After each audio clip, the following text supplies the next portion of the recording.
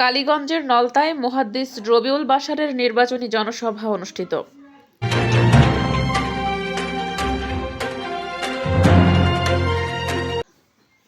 কালীগঞ্জ প্রতিনিধির পাঠানো তথ্যচিত্রে বিস্তারিত দেখুন। দুর্বার প্রতিরোধ গড়ে তুলে তোমাদেরকে আপনাদেরকে আরেকটি আহ্বান করে আমার কথা শেষ। সাতক্ষীরা ৩ কালীগঞ্জ আশাশুনি সংসদীয় আসনের বাংলাদেশ জামাত ইসলামীর মনোনীত দাঁড়িপাল্লার মনোনীত প্রার্থী মুহাদ্দিস রবিউল বাশারের কালীগঞ্জ উপজেলার নলতা এএমআর কলেজ মাঠে প্রাঙ্গণে এক বিশাল নির্বাচনী জনসভায় অংশগ্রহণ করেন।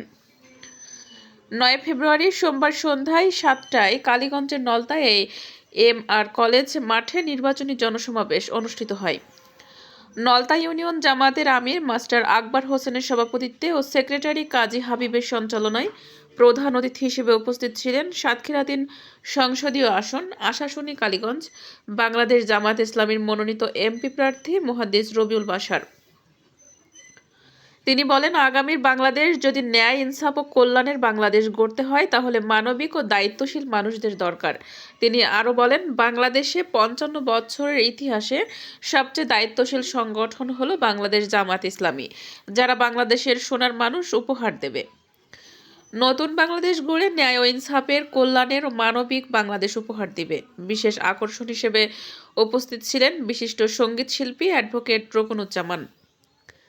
বিশেষ অতিথি হিসেবে উপস্থিত ছিলেন সাতক্ষীরা জেলা জামাতের সেক্রেটারি মাওলানা আজিজুর রহমান, ছাত্র শিবিরের কেন্দ্রীয় ছাত্র আন্দোলন সম্পাদক আমিরুল ইসলাম, জেলা ছাত্র শিবিরের সভাপতি জুবায়ের হোসেন, সাতক্ষীরা শহর শাখা সেক্রেটারি মেহেদি হাসান, সাতক্ষীরা জেলা জামাতের সূরা ও কর্ম পরিষদ সদস্য মাওলানা আবু বকর সিদ্দিক,